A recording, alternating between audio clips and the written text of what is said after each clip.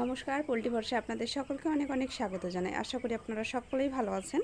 তো আজ আমি বলবো আপনাদেরকে ইকোলাই রোগের সমাধান। তো আমাদের অধিকাংশ ফার্মেই এই ইকোলাই সমস্যাটা কিন্তু ছোট বয়স বড় বয়স সব বয়সে দেখা যায়। তো ইকোলাই সমস্যার সমাধানের জন্য আমরা কিছু হোম রেমেডিস যদি ব্যবহার করি সেক্ষেত্রে কিন্তু ইকোলাই চিরতরে নির্মূল করতে পারি। তো এর জন্য বিরাট কিছু সাফিসিয়েন্ট যে আপনার কস্টলি মেডিসিনের প্রয়োজন হয় সেরকমটা কিছুই না।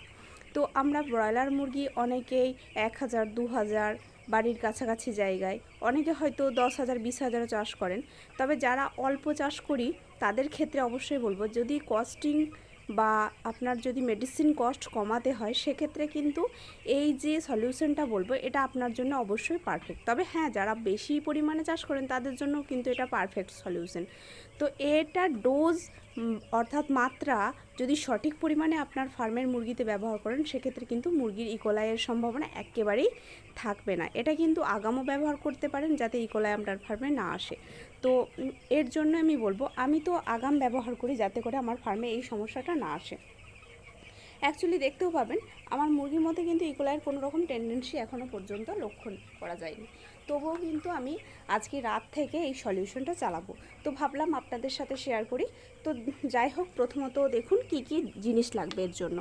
তো প্রথমত এটা একদম মিনারেল ওয়াটার, আমি 300 ml মিনারেল ওয়াটার নিয়েছি। মিনারেল ওয়াটারের সঙ্গে লাগবে আপনার এই যে ভিনিগার, এই ভিনিগারটা নিয়েছি আমি।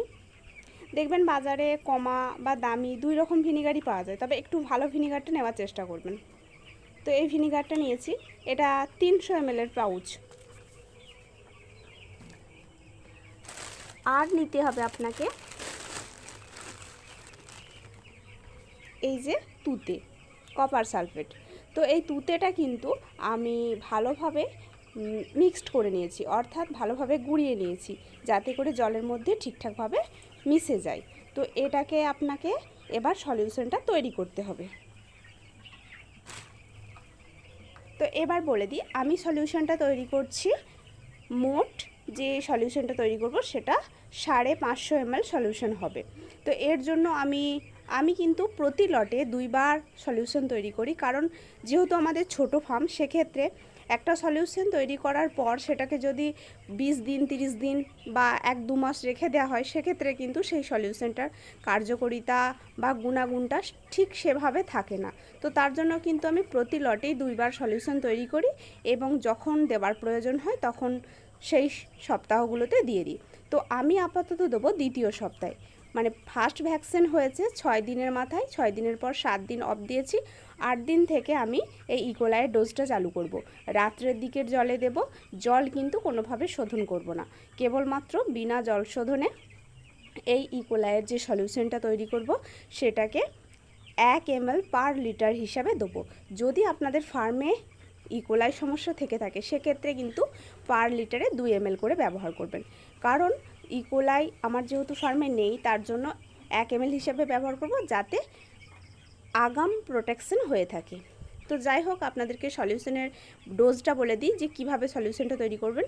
তো যদি আপনারা 1 লিটার সলিউশন তৈরি করেন সেক্ষেত্রে আপনাদেরকে নিতে হবে 600 ml জল, তার সাথে জলটা কিন্তু মিনারেল ওয়াটার নেবেন, তার সাথে অ্যাড করবেন 400 ml ভিনিগার এবং তার সাথে অ্যাড করবেন 100 গ্রাম পরিমাণ তুতে বা কপার সালফেট। এবার এগুলোকে ভালোভাবে মিক্সড করে নেবেন। একটা 1 লিটার 200 এরকম বোতল নেবেন, তার মধ্যে দিবেন যেহেতু 1 লিটার 1 কেজি 100, অর্থাৎ যেহেতু 600 জল তার সাথে 400 ভিনিগার এবং 100 তুতে, তো মোট পরিমাণ দাঁড়াচ্ছে 1 লিটার 100 মতো। তো তার জন্য কিন্তু 1 লিটার 200 মতো একটা জায়গা নেবেন এবং ভালোভাবে ঝাঁকিয়ে নেবেন। ঝাঁকিয়ে নেবার পর কিন্তু সেটাকে মোটামুটি 10 থেকে 12 ঘন্টা মতো রেখে দেবেন এবং তারপর সেই সলিউশনটা তৈরি হবে আপনার মুরগিকে দেওয়ার জন্য। এবার এটাকে আপনি যদি মুরগির ইকোলাই থেকে থাকে সেক্ষেত্রে আপনারা এটাকে ব্যবহার করবেন দ্বিতীয় সপ্তাহ থেকে, অর্থাৎ 7 দিন বা 8 দিনের মাথা থেকে, ভ্যাকসিন করার 1 দিন পর থেকে এই ডোজটা করবেন আপনারা 4 থেকে 5 দিন যদি ইকোলাই থেকে থাকে। আর যদি ইকোলাই না থেকে যদি আগাম প্রোটেকশনের জন্য করে থাকেন সেক্ষেত্রে মাত্র 3 দিন দিলেই চলবে।